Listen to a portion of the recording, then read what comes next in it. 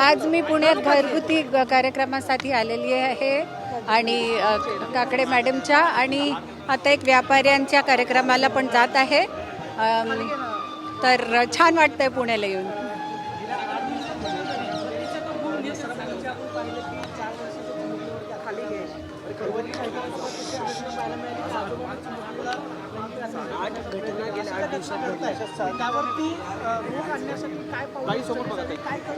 नाही, हे मानवरूपी नराधम आहेत.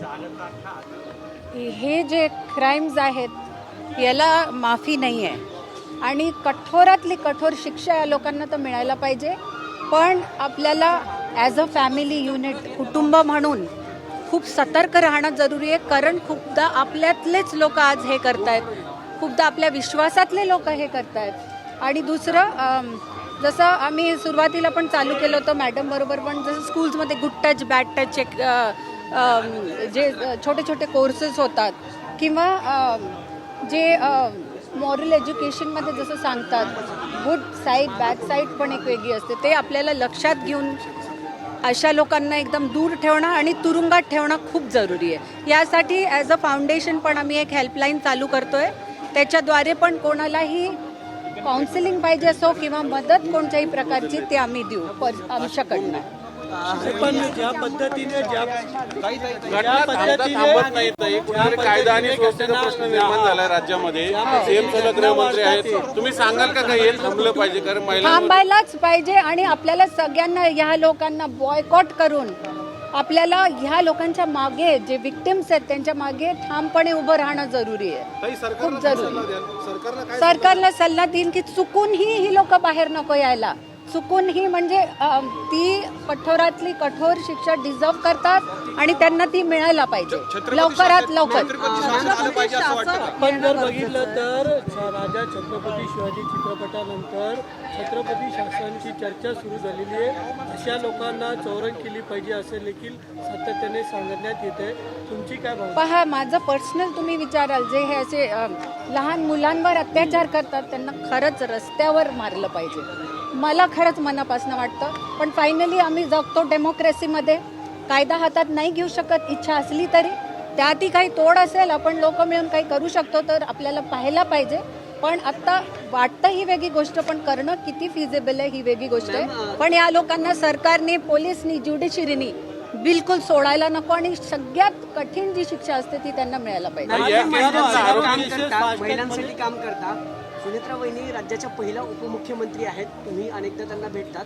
त्यांच्या चिरंजीवांनी काल एक इच्छा बोलून दाखवली की 29 मध्ये त्या मुख्यमंत्री हवा. महिला म्हणून तुम्हाला वाटतं की राज्याची महिला मुख्यमंत्री व्हायला पाहिजे? मला नक्कीच वाटतं जी महिला पुढे येऊन लोकांसाठी झटेल, कामं करेल दिवस रात्र, ती सुनेत्रा वहिनी असो किंवा भाजपाची कोणी स्त्री असो, जे सगळ्यात डिझर्विंग असेल तिने पुढे येऊन मुख्यमंत्री बनलं पाहिजे असं. या नसरापूर मधली जो आरोपी आहे, यापूर्वी दोनदा अशाच केसेस मधून तो निर्दोष सुटला, पुरावा न्यायव्यवस्था कुठेतरी या सगळ्या गोष्टीमध्ये सिरियस असते. सुटले पण आत गेले परत नाही, त्याच्यामुळेच तिसरा गुन्हा घडला ना. हो, तर आता याच्यात आपल्याला as a society we have to take a stand.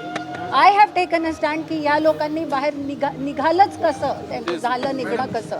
तर हा जाब मी देवेंद्रजी पण विचारणार आणि आपल्याला पोलीस, ज्युडिशरी सगळ्यांना विचारावं लागेल की कुठे ती उणीव राहिली आपल्या सिस्टीममध्ये किंवा आपल्या पूर्ण प्लीडिंगमध्ये.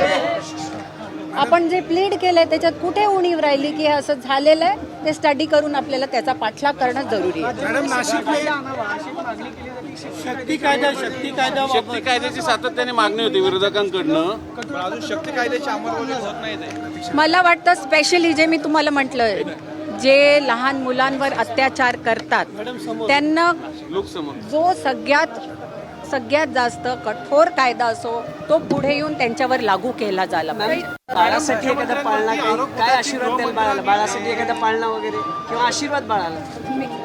माझे पूर्ण गुड विशेस. अटक झाली नाशिकमध्ये, रिदा खानला अटक झाली, कॉर्पोरेट जिहाद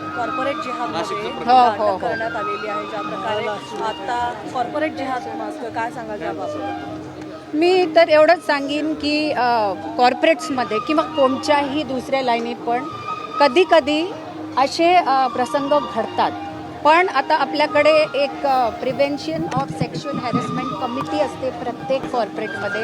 जर कोणी एम्प्लॉईनी किंवा त्या विक्टिमनी स्वतः विसिल ब्लोईंग केलं, पुढे ही फरियाद नेली की तिच्यावर किंवा त्याच्यावर सुद्धा असे अत्याचार होत आहेत, तर त्याच्यावर त्वरित कारवाई ऑफिशियली पण केली जाते, त्याच्यावर केस पण केल्या जातात. तर मला वाटतं याच्यावर प्रॉम्प्ट ॲक्शन ही जरुरी आहे. आणि दुसरं, त्यांना परत यासाठी जी शिक्षा जरुरी आहे ती द्यायला पाहिजे. आणि स्पेशली विक्टिमनी चूक नको राहायला, त्याच्या आजूबाजूवाल्यांनी चूक नको राहायला. बाळाला आशीर्वाद काय? खूप खूप आशीर्वाद आहेत. इतकं सुंदर आहे. विक्रांत नाव आहे त्याचं आणि कृष्णाचा अवतार, एकदम सुंदर बाळ. छानच वाटलं भेटून आणि खूप खूप आशीर्वाद. बाळा म्हटलं नाही म्हटलं पण म्हणील.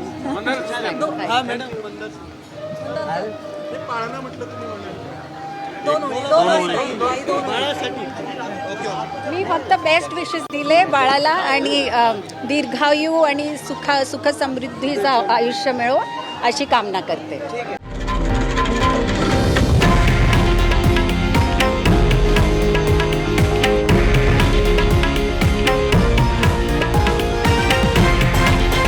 हे आहे देशातील नंबर 1 न्यूज नेटवर्क आणि आपण पाहत आहात TV9 मराठी, एकमेव.